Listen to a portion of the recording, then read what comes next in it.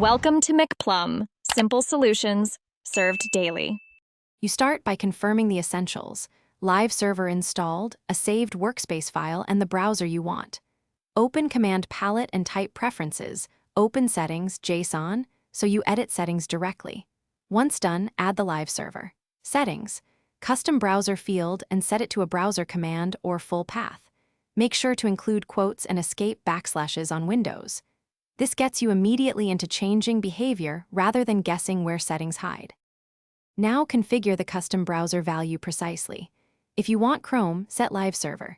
Settings, custom browser to Chrome or to C, /program files /Google /Chrome /application /Chrome, exe on Windows.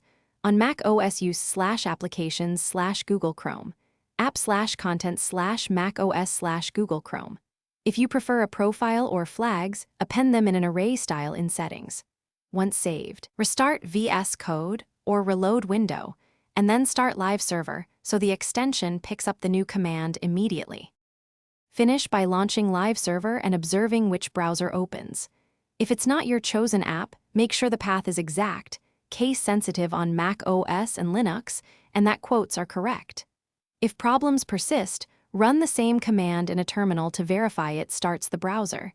This isolates VS Code from system path issues. Finally, use workspace settings for per-project overrides and restart VS Code after edits so live server reliably uses your new default. Thanks for watching. Stay juicy and subscribe.